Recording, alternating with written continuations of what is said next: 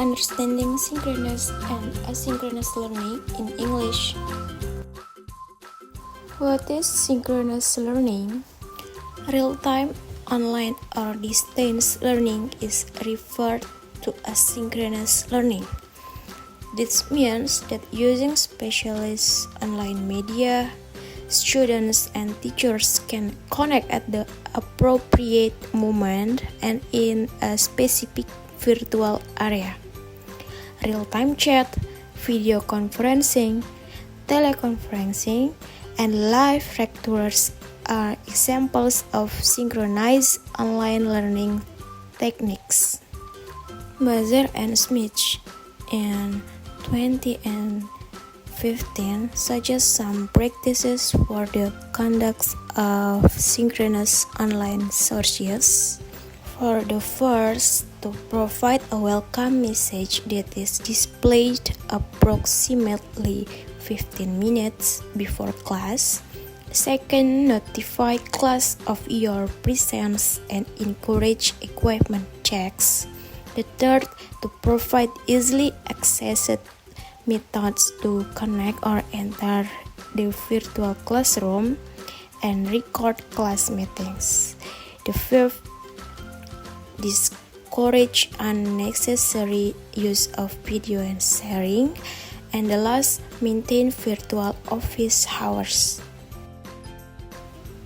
What is asynchronous learning? Asynchronous learning is an online source that does not take place directly, but it doesn't involve any interaction. According to Pervan 2016, asynchronous environments provide students with readily available materials in the form of audio or video lectures, handouts, articles, and PowerPoint presentations. This material is accessible anytime and anywhere. There are many ways to provide asynchronous learning. For example, online video sources, self-guided lesson modules, and post articles or papers.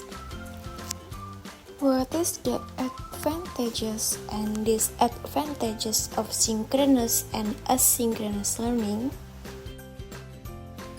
According to Haidar et al. In 2007, list the following advantages of employing synchronous online learning. For the first, connecting dispersed learners. The second, real-time interaction and collaboration. The third, sense of immediacy and comprehension. The fourth, fostering a learning community. And the last, unique functionality. Disadvantages of synchronous learning listed in various studies include: the first, it is strictly technology-based. The second, demands a high-speed internet connection. The third, local time barriers. The fourth, requires careful planning. And the last, it is challenging for employees with poor social skills. There are some advantages of synchronous learning. The first, flexibility. Asynchronous learning can access the content whenever and wherever. It does not need to be in a quiet room with perfect conditions. The second, study at your own pace. If the students can take in the material on their own, the students are not competing with other students. And the last, an abundance of choice. There are countless content options out there. When the students want to discover more about a certain topic, just browse the web for answer. For disadvantages of synchronous learning listed in various studies include impersonal. Although asynchronous learning has many advantages, it lacks the interactions that many students need. It is less collaborative, encouraging, and the students cannot receive immediate feedback. The second requires disciplines.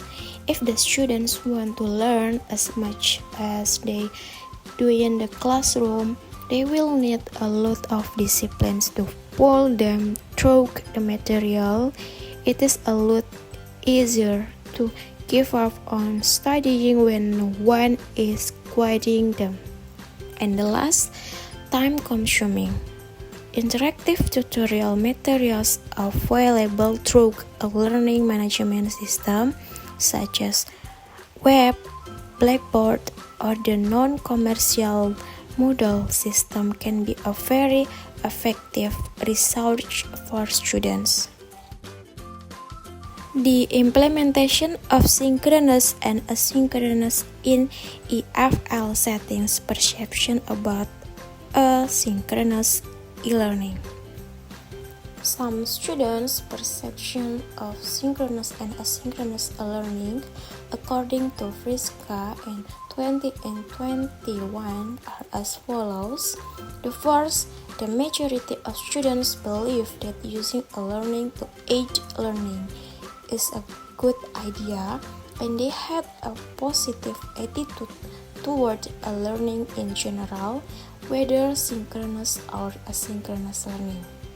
The second, the majority of students have a favorable attitude and are extremely comfortable with asynchronous or synchronous learning lectures since they may modify the time and place in which they attend lectures.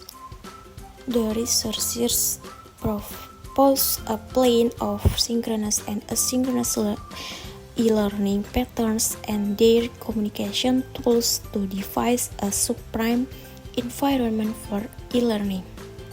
Hinch, Shi, Lee, Bairma, and Shim in 2018 state that the first students felt more comfortable using asynchronous communicational tools in comparison to synchronous communication tools, as they could easily access to offline.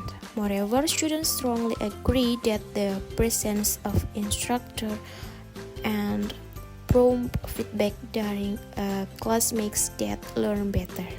The second, asynchronous mode is beneficial for TOEFL and C students. It might be uncomfortable with computer-mediated discussion.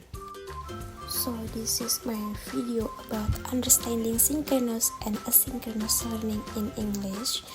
Less and more, I apologize. And for the source you can read in this video. Bye bye.